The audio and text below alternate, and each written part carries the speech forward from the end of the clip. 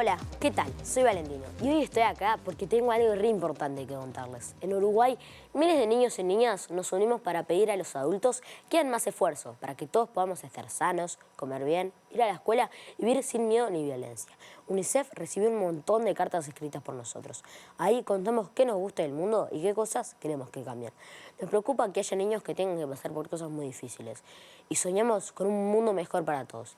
Queremos que los adultos nos escuchen de verdad y no se olviden de nosotros. Por eso, mañana nos ponemos la camiseta de la infancia, porque el futuro de la infancia se juega hoy.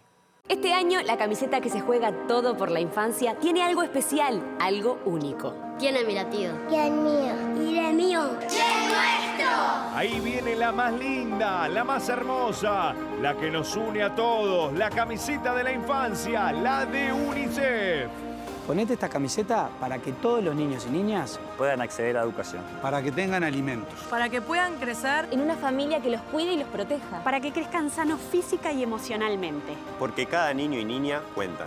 Ponete la camiseta de la infancia. La camiseta de UNICEF. Ponete la camiseta por la que late un país. Este 21 de junio sale a la cancha el programa de UNICEF en todos los canales de Uruguay. No te lo pierdas. Entre todas las personas que se sumen, estaremos sorteando un nuevo Suzuki Alto GL 0 kilómetro, donación de Ajax Curcio Capital. Conseguí tu camiseta hoy en Tata, Bus y App Store y sumate al equipo de la infancia. Adelante, Natalie Martín, con más noticias.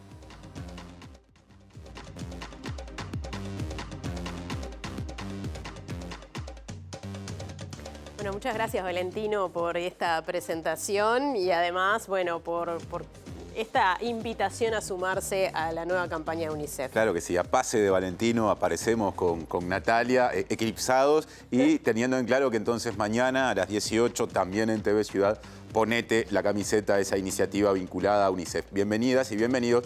Aquí está la otra parte de la edición central de MBD Noticias. Exacto, tenemos que empezar por una noticia bastante fea, así que nada, les vamos a contar que un hombre en situación de calle falleció en Montevideo, en la zona del buceo, siendo el cuarto caso desde mayo a la fecha.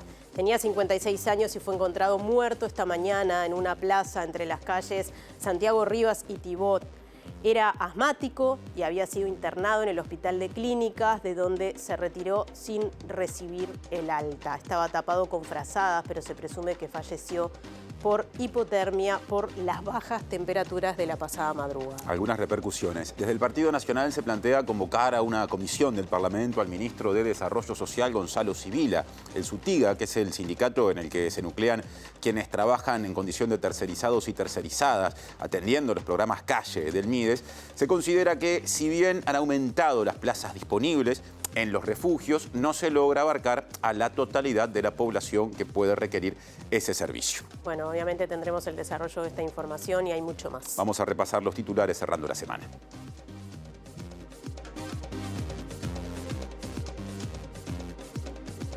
El secretario de la Presidencia, Alejandro Sánchez, dijo que el Poder Ejecutivo no descarta incluir en el proyecto de ley de presupuesto la creación del Ministerio de Justicia y Derechos Humanos. Un conjunto de funcionarias y funcionarios sancionados y sumariados por el exministro del Interior, Nicolás Martinelli, piden que se analice su situación y se tome una resolución.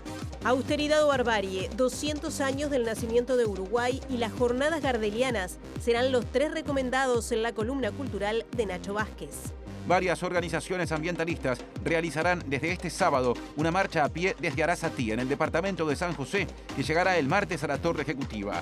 Hoy es el Día Mundial de las Personas Refugiadas. Valeria España, responsable de la División de Protección Social para Personas Migrantes del MIDES, dijo que Uruguay tiene la voluntad de seguir ampliando las capacidades de respuesta del sistema para dar cumplimiento a los compromisos asumidos. La policía española ingresó a la sede central del Partido Socialista Obrero por orden judicial y copió toda la información de las cuentas de mail de los 2 dirigentes investigados por un caso de corrupción que pone en aprietos al gobierno del presidente Pedro Sánchez. Mientras continúan los ataques en Teherán, el gobierno israelí advirtió que el país debe estar preparado para una campaña prolongada en la guerra con Irán.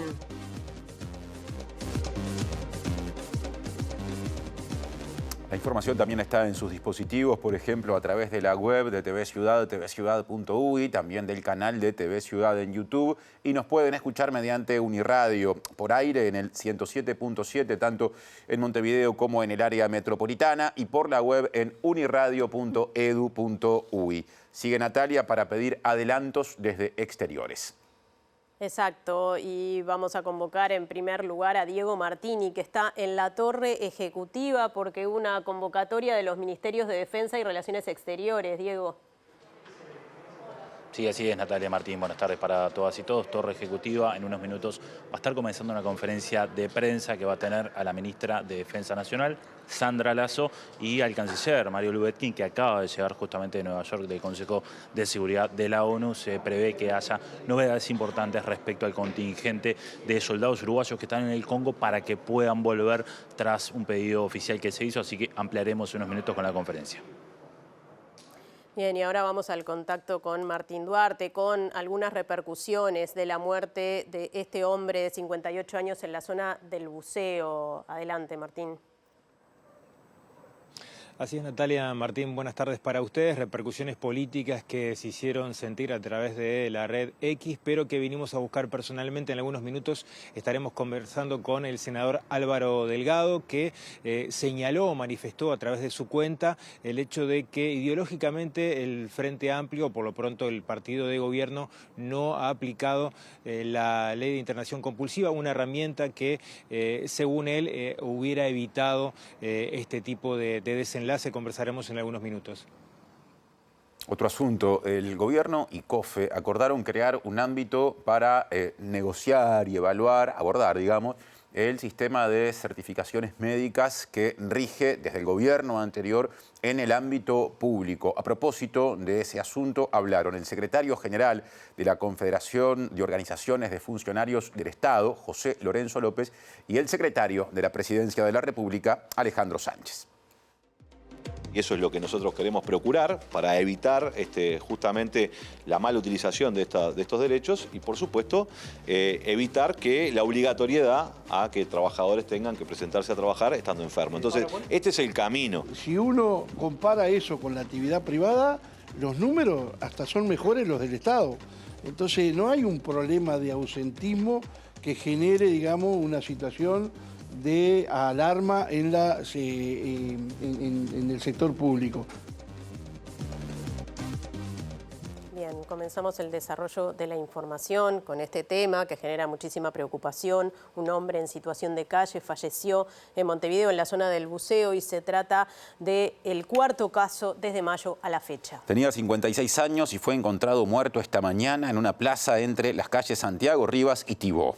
Policías de la seccional 10ª confirmaron que estaba sin vida y que no presentaba signos de violencia. Según informó Tele12, en base a testimonios de vecinos y vecinas, el hombre llevaba un año en situación de calle, era asmático y había sido internado por su familia en el Hospital de Clínicas, de donde decidió retirarse sin el alta médica. Es la segunda muerte de una persona en situación de calle en esta semana, ya que en la noche del martes un equipo del Ministerio de Desarrollo Social, del Ministerio del Interior y la Intendencia de Rivera constataron el fallecimiento de un hombre de 64 años que dormía debajo de un puente en esa ciudad. La diputada del Partido Nacional y exdirectora nacional de Protección Social del MIDES, Fernanda Auersperg, publicó en la red social X que convocará al ministro de Desarrollo Social, Gonzalo Sibila, al Parlamento, a una comisión, para conocer si se está haciendo uso de todas las herramientas de intervención para evitar estas muertes. Desde el MIDES confirman que son 4 las personas fallecidas en calle, 2 en el departamento de Rivera, el 24 de mayo y el 18 de junio, uno por tuberculosis no tratada y el otro por pancreatitis hemorrágica. En estos casos, según advierte el Ministerio de Desarrollo Social, no murieron por frío, que sería lo asociable directamente a la situación de calle. Otras 2 personas murieron en Montevideo en la terminal Goes el 31 de mayo y este viernes en Buceo. A continuación recordamos las líneas de atención a justamente quienes quieran reportar casos de personas en situación de calle. A través del 0800-8798 o por el número de WhatsApp 092-910-0 000 para dar aviso de personas a la intemperie en Montevideo. A través del 911 para dar aviso de personas a la intemperie en el interior del país o en casos de emergencia. Mediante el 105, la línea SAME, si la persona requiere atención médica. Y por último les contamos que mediante el 0800 50 50, la línea azul del INAU, para atención de niñas, niños y adolescentes. Y el Sindicato Único de Trabajadores de Instituciones Gremiales y Afines, el SUTIGA, en el que se nuclean las y los trabajadores tercerizados que atienden los programas Calle del Mides, entienden que si bien han aumentado las plazas disponibles en los refugios, no se logra abarcar la totalidad de la población. Ustedes habrán escuchado en el comienzo de nuestra edición que hablamos de que desde la oposición se pide aplicar la ley de internación compulsiva. A propósito, el dirigente del SUTIGA, dirigente sindical Rodrigo Solaro, planteó que debe darse un debate ético con respecto a esa norma. Entendemos que ha habido una voluntad en este último tiempo de aumentar la cantidad de plazas disponibles, de lugares, de cupos para que las personas puedan solicitar, pero también entendemos que no alcanza con esto, sino que hay que hacer todo un trabajo de recorridos, y tratar de estimular a la gente a que asista a estos lugares. Nosotros como sindicato entendemos que se ha ido paulatinamente desmantelando la política pública en torno a lo social. Hemos notado una precarización tanto del contexto de trabajo, pero también hay una cuestión que es la realidad que ha aumentado la cantidad de población de gente en calle y todo indica que va a seguir aumentando. Desde la oposición se cuestionó que el Mides no haya aplicado durante este gobierno la ley de internación compulsiva. En SUTIGA entienden que la situación amerita una respuesta ética. Para comenzar cualquier tipo de política pública social que tenga que ver con una internación compulsiva hay que resolver una pregunta que tiene que ver con una cuestión ética, con una cuestión de libertad. ¿Tiene una persona el derecho a permanecer en la calle, aun si eso conlleva la muerte? Si no resolvemos esa pregunta, en realidad no hay mucho que se pueda hacer. Lo que ha habido han sido tentativas diferentes. Bueno, la ley de internación compulsiva se aplicó 1 o 2 meses y luego, al no haber la infraestructura necesaria y suficiente para sostener ese proceso, todo volvió a la normalidad. Ahí de alguna forma hubo una contestación a esa pregunta. Bueno, la gente no es digno que viva en la calle. Nos hemos acostumbrado a que sea parte del paisaje natural ver personas en situación de calle y cada vez son más. Presenta Asociación de Funcionarios Portuarios. Hacete socio y accederás a beneficios exclusivos como colonia de vacaciones, préstamos, servicios de la salud, tienda online con precios exclusivos y mucho más. Y el tema que estamos abordando ha generado también repercusiones político-partidarias. Vamos al contacto con Martín Duarte, que nos hizo un adelanto hace minutos.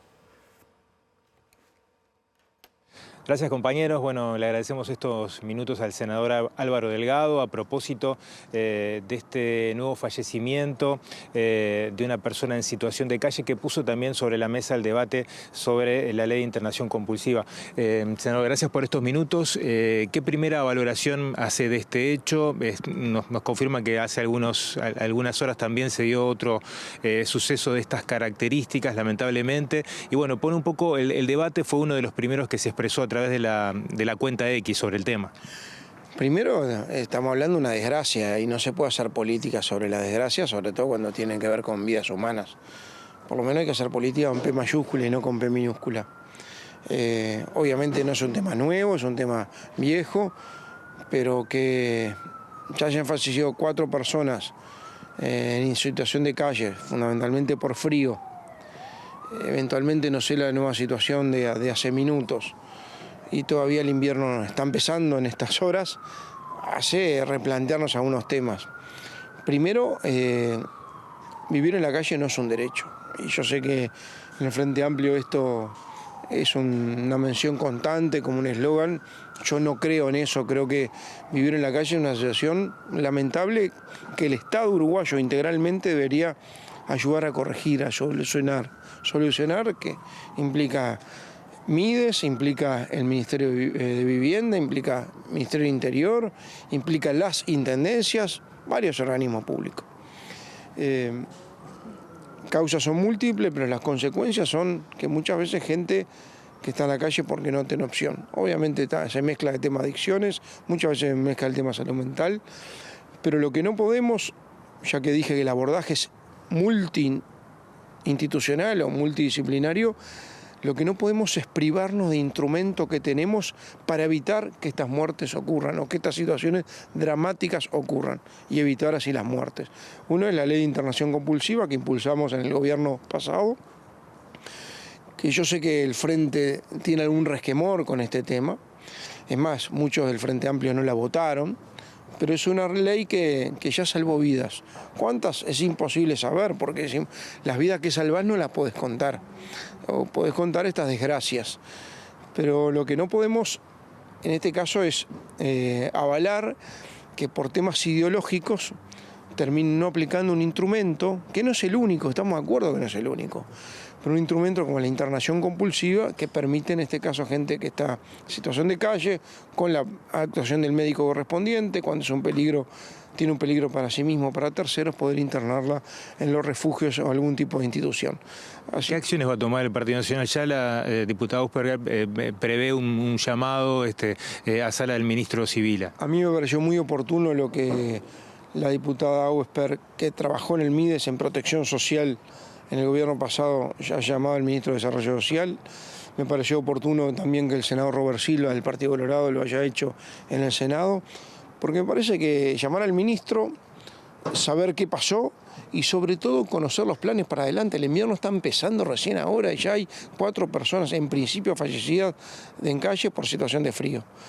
Y saber qué pasó y qué planes va a utilizar, y vamos a insistir con que no se deje de utilizar este instrumento, que es la ley de internación compulsiva, que para nosotros es un instrumento más y efectivo a la hora de aquellos de que, bueno, por alguna razón no quieren dejar la calle. Aprovecho para consultarles sobre otros temas. Hace algunos días el semanario Búsqueda sacó un informe del sociólogo Licandro, analizando algunos errores de la campaña del Partido Nacional a propósito de los resultados. ¿Qué valoración hace? Se habla de distintos temas, ¿no? Pero en particular se pone foco sobre la elección de Ripoll como candidata a la vicepresidenta. No, eso se le preguntan a él. Es un sociólogo, tiene derecho a hacerlo, como hay otros informes. ¿El diario del lunes le parece que fue un error?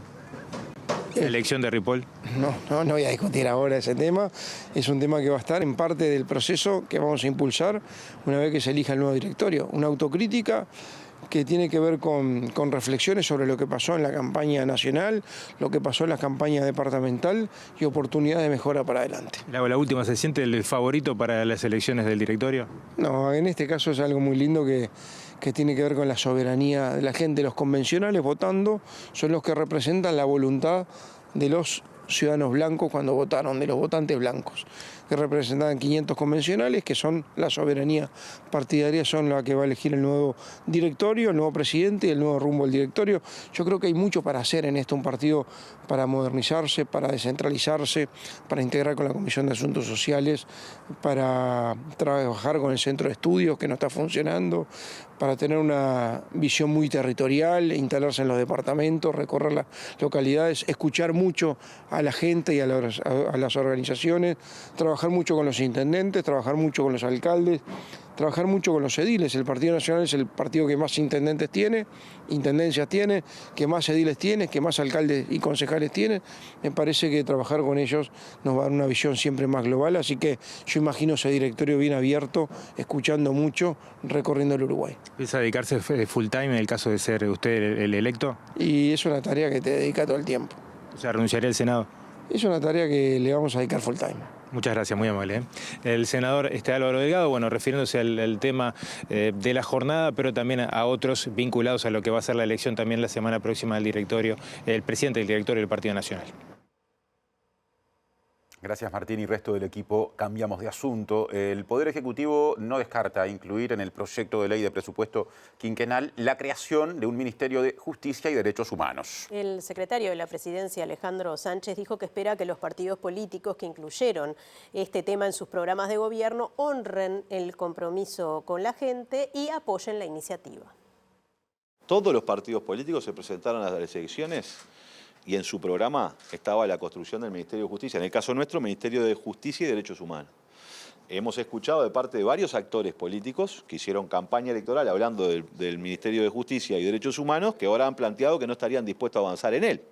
Ustedes saben muy bien que para avanzar en la creación de un Ministerio de Justicia se requiere aprobación parlamentaria.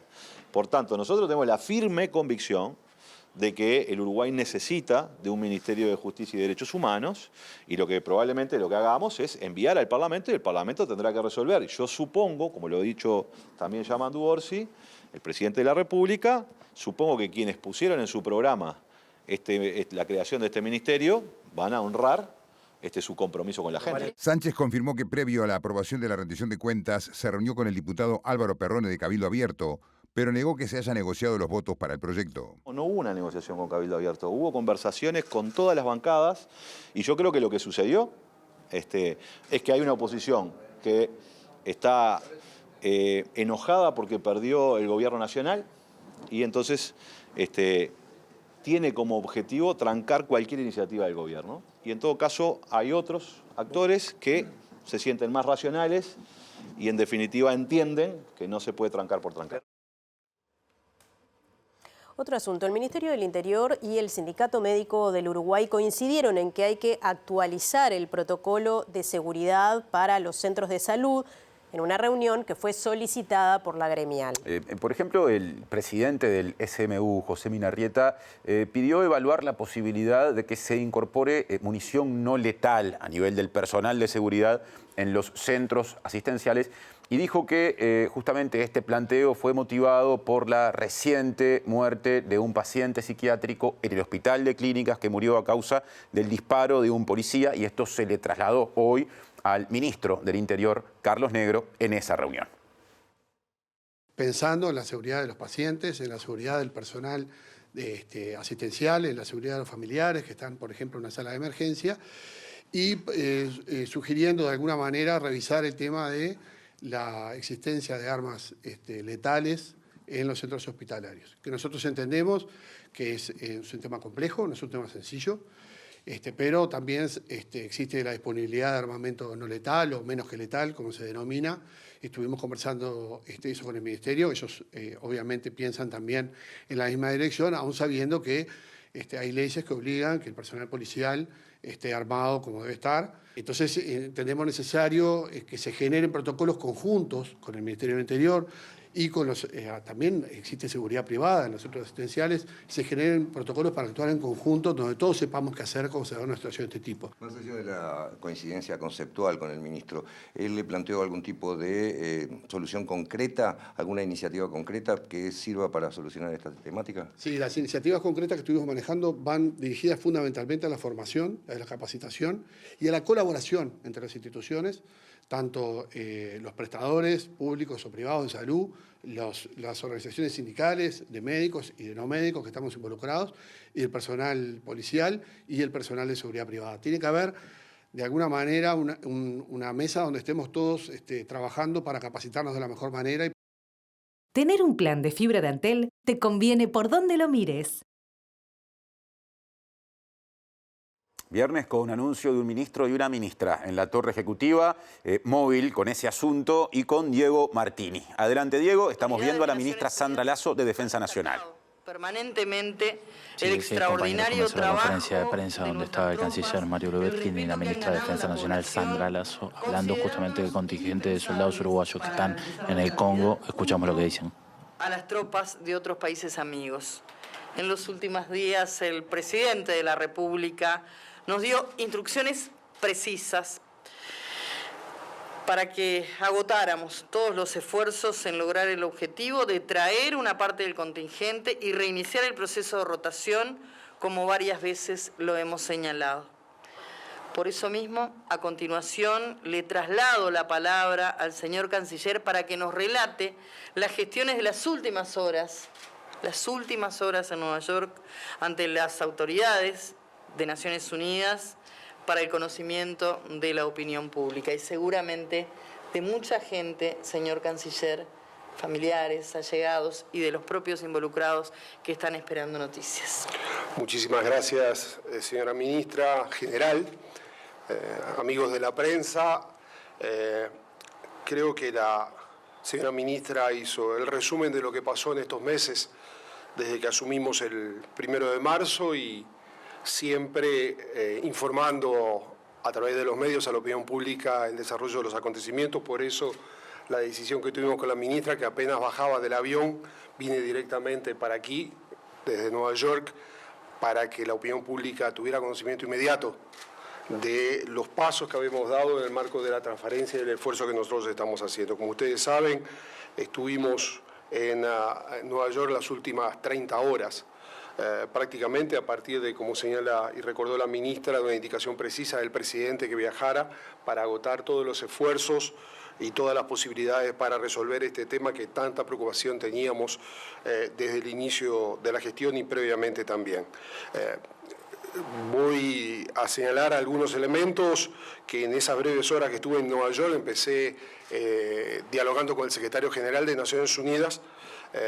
Posteriormente tuve reunión con algunos generales a cargo de las responsabilidades de las tropas internacionales. A lo largo del día, les estoy señalando, del día de ayer, tuvimos reuniones con los equipos de logística estratégica de Naciones Unidas y finalmente, al final del día, después del conjunto de conversaciones y diálogo con las máximas autoridades del sistema de Naciones Unidas, me volví a reunir con la subsecretaria general de las Naciones Unidas que había venido hace poco tiempo aquí a nuestro país. En efecto, y ayer lo ratificaron tanto el secretario general como la subsecretaria general, como las principales responsables de las tropas internacionales de paz, la valoración que hay sobre la acción de nuestras tropas en las diferentes realidades internacionales como fuerza de paz y en el Congo es extraordinaria, y solo había palabras de agradecimiento y señalándonos que estaban desde hacía tiempo haciendo un esfuerzo extraordinario para tratar de resolver el problema que habíamos planteado, que como señalaba la ministra era volver al tema de rotación, por lo tanto que un primer contingente volviera al país en el plano de la rotación y un nuevo contingente de fuerzas frescas viajara hacia el Congo. En ese cuadro, y algunos de ustedes lo habrán seguido en estos días, particularmente creo que ayer o anteayer, el escenario evolucionó positivamente. Hubo, por ejemplo, un acuerdo entre el gobierno del Congo y el gobierno de Ruanda que facilita el proceso. Se abrieron un escenario de diálogo entre el sistema de Naciones Unidas, Congo, Ruanda y las fuerzas del M23 que toman la zona.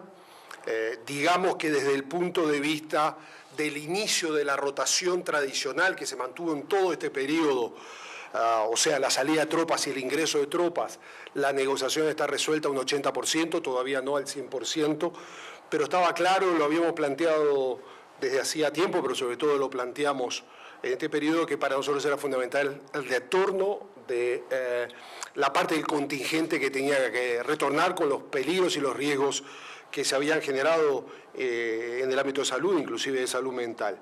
En ese aspecto y tras las conversaciones, el acuerdo que llegamos es que el día 3 del mes de julio, en la mañana, desde Entebbe, Uganda, saldrá el contingente uruguayo en un avión especial flechado desde Uganda a Montevideo, un avión especialmente flechado de la compañía Ethiopian Airlines, que pensamos que calculan el sector de logística que llegará con las tropas, con los 190 o los 200 miembros, alrededor de las 7, 8 de la noche del día 3 de julio al aeropuerto de Carrasco.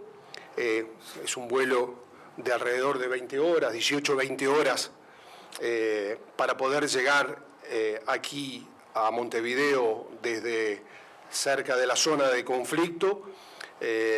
Y de ese momento, naturalmente, en el aeropuerto, nosotros esperamos que finalmente los familiares puedan abrazar a sus seres queridos después de tanta tensión, como señalaba la ministra en el diálogo de la ministra y del presidente de la República. Es muy probable que nuestro contingente que regrese sea acompañado por alguno de los generales principales de las tropas internacionales que quieren estar presentes y testimoniar aquí directamente en el aeropuerto de Carrasco el valor de lo que han sido nuestras tropas, lo que han sido, son y serán en nuestras responsabilidades internacionales. El avión, especialmente flechado, permanecerá en el aeropuerto de Carrasco durante toda la noche, porque si culminan positivamente las negociaciones que se están haciendo para que se empiece a dar nuevamente el proceso de cambio, eso significa que nuestras tropas que estaban preparadas hace tiempo en el plano de la renovación, si efectivamente llega al acuerdo, subirán ese avión en la mañana del 4 y viajarán hacia la zona del Congo, reiniciando el proceso de recambio que se había bloqueado. Nosotros verificamos en las autoridades de Naciones Unidas mucho optimismo, o sea, naturalmente hay que tomar en consideración que si la situación se agrava particularmente, lo que no está señalado, ahí podría haber alguna dificultad, pero si así no es, hay optimismo de que la combinación del diálogo más la medida logística, más las medidas ya tomadas para que se salga el día 3 y reinicie la rotación. Bien, columna de cultura, día de recibir en el estudio a Nacho Vázquez, porque fuera del estudio todos los días, ¿verdad? Exactamente. ¿Cómo andás, Nati? ¿Todo bien? Bienvenido. Contanos qué nos traes. Bueno, esta semana voy a traer 2 libros y una recomendación que se puede decir musical. Hasta ahora en la columna hemos hablado de novela, hemos hablado de relatos de no ficción, de novela gráfica. En esta oportunidad, entre los géneros literarios, le toca el ensayo. Vamos a hablar de Austeridad o Barbarie, de Mauricio Lima. Mauricio Lima es uruguayo, pero está hace años radicado en Chile. Está en la Cátedra de Ecología de la Facultad Católica de Chile, de la Universidad Católica de Chile. Y escribió este ensayo que se llama Austeridad o Barbarie.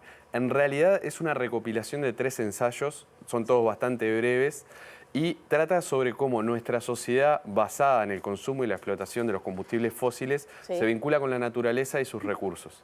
Bien. En principio puede generar un poco de reticencia escuchar hablar de este tema. Del ambiente se habla en todos lados, todo el tiempo, sobre el estado crítico del mundo, etcétera, etcétera. Y yo tenía ese prejuicio hasta que agarré el libro y realmente me encontré con una prosa que parece más narrativa que técnica. Mauricio lo que hace es arrancar desde lo micro, desde pequeños ejemplos, muy montevideanos en algunos casos, en otros chilenos, pero latinoamericanos en fin, que nos llevan hasta los grandes problemas que está viviendo el mundo en este momento.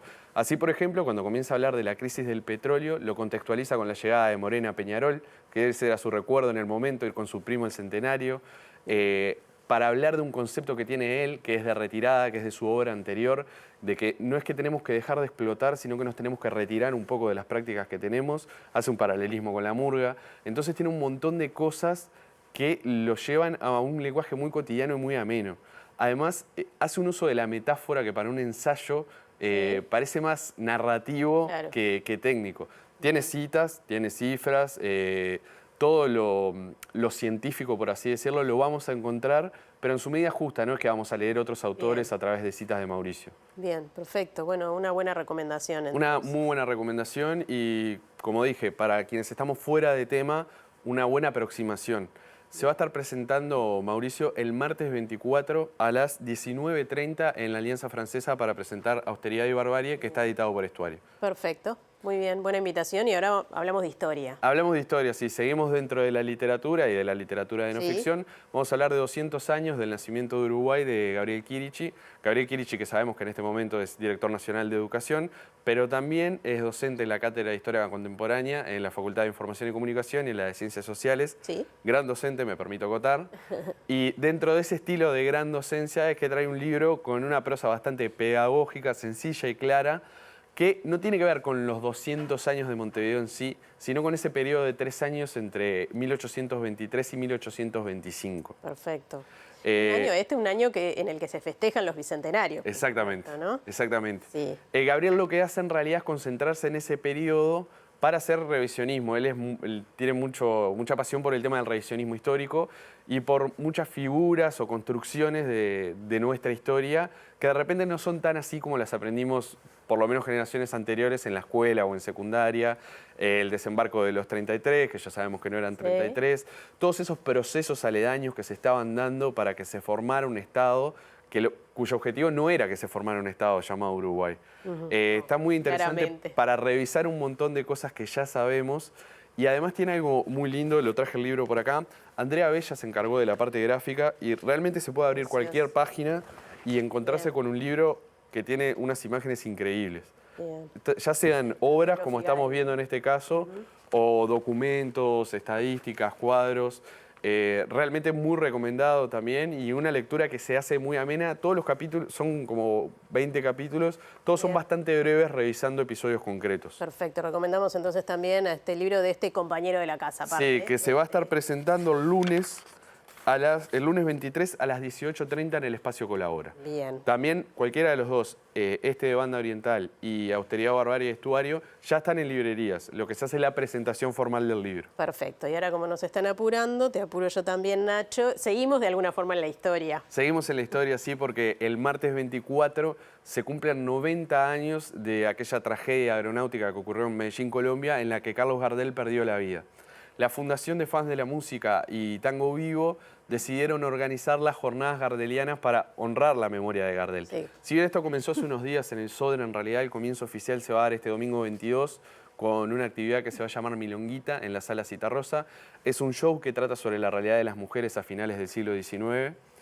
Y después, lo particular o distinto que tiene en esta ocasión es que el lunes 23 y el martes 24 va a haber charlas sobre el origen de Gardel, que si bien es un tema recontra trillado, va a estar bueno porque vienen especialistas de otros países, algunos de los países involucrados como Colombia y Argentina, incluso españoles, para revisar el origen de Gardel a través de material fotográfico, a través del propio accidente de avión.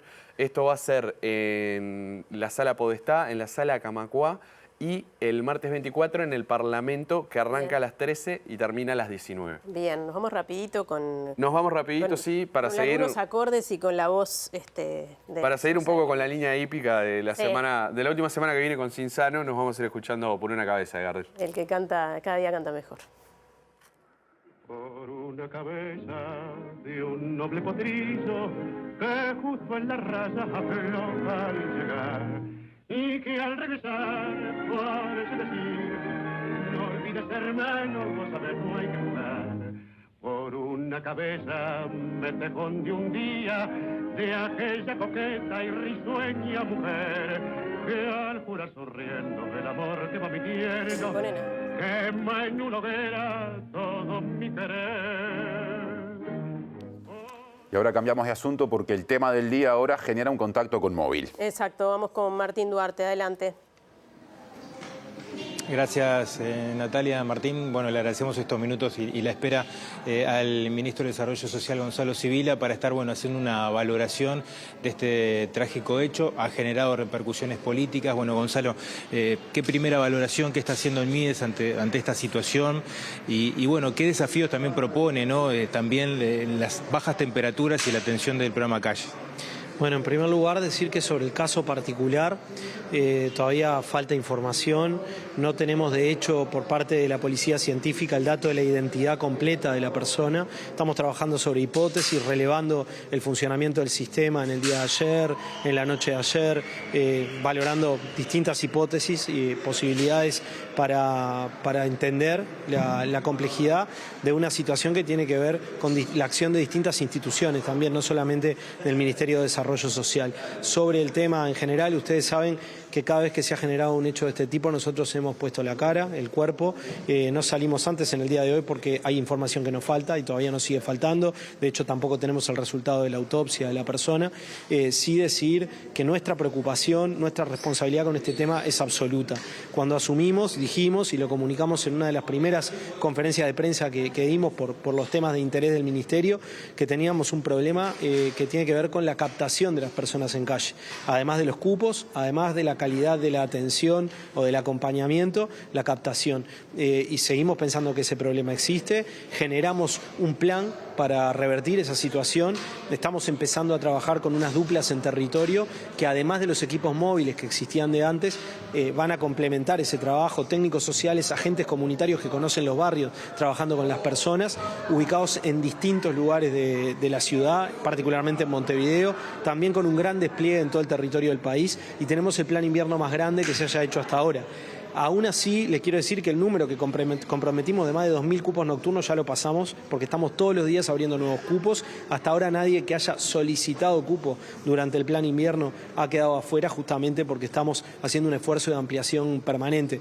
Luego utilizamos todas las herramientas, ¿no? Se ha hablado en estos días nuevamente del tema de la internación involuntaria. Bueno, el Ministerio de Desarrollo Social, el papel que tiene en eso es cuando se encuentra una persona que entiende que puede ameritar ese tipo de acción, llamar a los equipos médicos, que son los que tienen que certificar la situación de la persona para dar lugar a la internación involuntaria. Ese llamado lo hemos hecho casi 150 oportunidades desde que asumimos. Quiere decir... ¿Es falso este reclamo que hace la oposición que no se ha aplicado la ley de internación compulsiva? O sea, la parte que le compete al Ministerio de Desarrollo Social, la convocatoria a los equipos médicos es objetiva, es lo que estoy diciendo. Luego, las consideraciones de los equipos médicos tienen que ver con un saber profesional, con un criterio técnico y no con una decisión política. Yo creo que entrar en discusiones de carácter político partidario sobre este tema es algo que no nos sirve, que no hace bien. Una cosa es discutir el abordaje, discutir lo global, otra cosa es discutir sobre fallecimientos de personas como si fuera un botín electoral. Yo en eso no voy a entrar, es algo que nunca hice, podrán rastrear para atrás todas mis intervenciones, discusiones sobre el tema muchas, sobre casos como este no, porque creo que es algo que no contribuye para nada a buscar una solución y si mi voz puede tener importancia para alguien, le pido también a quienes puedan considerar lo que estoy diciendo, que es importante que no entremos en eso, ni de un lado, ni del otro, ni de un tercer lado. Acá lo que tenemos que poner es la energía en revertir esta situación, lo estamos haciendo con un plan nuevo, con mucho trabajo, ajustando cosas que obviamente son capacidades que tiene el Estado hasta el día de hoy, en lo que tenía consolidado y tratando de generar también nuevas iniciativas hacia adelante con mucho compromiso en este tema. Ministro, gracias por estos minutos, muy amable. El ministro Gonzalo Sibila, refiriéndose a esta situación, que como venimos abordando de distintos aspectos, se ha transformado lamentablemente en uno de los hechos de esta semana y de este día. Presenta Mercado Agrícola de Montevideo, en el corazón de un barrio donde late la ciudad. Mercado de Historias. Mercado de Historia.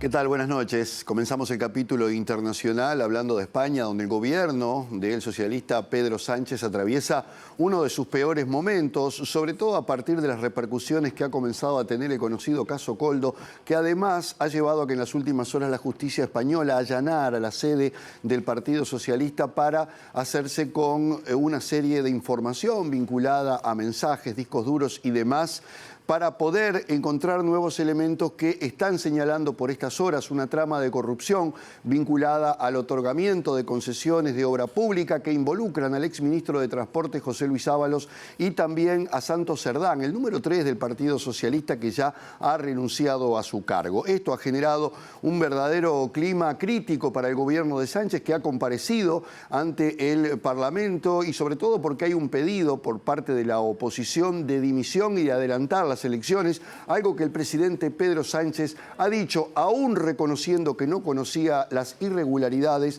que no va a hacer. Agentes de la Guardia Civil entraron este viernes a la sede central del Partido Socialista Obrero Español del presidente Pedro Sánchez para clonar el contenido de la cuenta de correo electrónico de su ex número 3, Santos Cerdán, en el centro de un escándalo de corrupción, y quien hasta hace poco más de una semana era el influyente secretario de organización de su partido. Un informe policial conocido la semana pasada encontró consistentes indicios de que Cerdán formaría parte de una trama que recibía coimas a cambio de concesiones irregulares de obras públicas y podría haber sido presuntamente quien se encargara de distribuir entre los diferentes partícipes las cantidades recaudadas, según expone el fallo judicial de este viernes. El magistrado también solicitó a los agentes que acudieran al Ministerio de Transportes para hacer lo mismo con las cuentas de correo que tuvo allí José Luis Ábalos, ex mano derecha de Sánchez y otro de los investigados por la presunta trama, quien además fue ministro de Transportes entre 2018 y 2021, ordenando obtener información de las cuentas bancarias y patrimonio de Cerdán, a quien citó a declarar como investigado el 30 de junio. Las revelaciones desataron un potente escándalo por el que Sánchez, quien accedió al poder en 2018 con una moción de censura lanzada después de que el Partido Popular fuera condenado por corrupción, pidió perdón en varias ocasiones, asegurando que desconocía cualquier irregularidad. Sánchez, que atraviesa su momento de mayor debilidad política desde su llegada al poder, ha descartado dimitir o convocar elecciones anticipadas por el escándalo y negó ante los diputados que su partido hubiera recibido financiación ilegal. Presentó Mercado Agrícola de Montevideo, en el corazón de un barrio donde late la ciudad. Mercado de Historias. Mercado de Historia.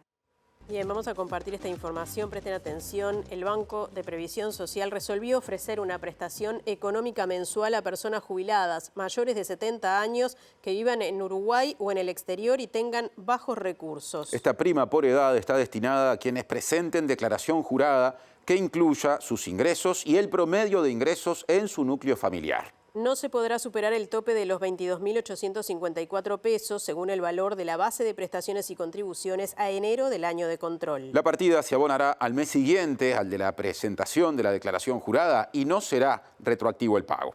Se evaluará mes a mes que se cumplan los requisitos y se calcula que las y los jubilados recibirán 4.183 pesos mensuales. El trámite se puede realizar de forma online ingresando al portal del BPS con un usuario registrado. De forma presencial lo puede hacer la persona titular o un apoderado o apoderada, y las consultas se pueden realizar al 1997 de lunes a viernes de 8 a 18 horas. Antes del cierre vamos a repasar el pronóstico del tiempo de Inumet, que va a cubrir todo el fin de semana. Exacto, allí tenemos sábado 21 de junio, empieza el invierno. Sí. En la madrugada empieza el invierno formalmente, aunque parece que ya lo estamos sintiendo. Mañana estará algo nuboso y nuboso, con neblinas, hay probabilidad de las agrometeorológicas. La mínima será de 3 grados y la máxima de 15. Y pasamos ahora al pronóstico para pasado mañana, domingo 22 de junio en Montevideo y área metropolitana. Por la mañana, cielo nuboso y cubierto, con probables precipitaciones. Y por la tarde y la noche, nuboso y cubierto, con precipitaciones aisladas y además ventoso. Así que bajas temperaturas y algunos fenómenos meteorológicos, no voy a decir extremos, pero que por lo menos complejizan más, sobre todo lo que se prevé para el domingo, día en el que las temperaturas extremas pronosticadas son una mínima de 6 grados y una máxima de 14. Adelantamos además que para el lunes está previsto una especie de aguanieve, o sea, va a estar bastante frío, así que, bueno, si es posible cuidarse, y vamos a dejar las placas con todos los números para llamar en el caso de encontrar personas en situación de calle justamente por esta situación. Claro, hay una cantidad de vías de comunicación, ahí están viendo justamente, que permiten reportar casos de personas que se entienda estando a la intemperie, están en riesgo. En ese caso, por las vías de comunicación que allí ven, pueden comunicarse. Bien. Bueno, y nos estamos yendo, los invitamos a quedarse en la pantalla de TV Ciudad porque, como todos los días, ya viene Lado B y luego el resumen de MBD Noticias en síntesis. MBD Noticias, durante el sábado, como siempre, estará a través de las redes sociales haciendo un mantenimiento, una actualización informativa, y el domingo, en vivo a las 7 de la tarde, estará la habitual edición en vivo, como decíamos, de esos días. Bien, y nosotros nos reencontramos el lunes. Hasta el lunes. Buen fin de semana. Buen fin de semana.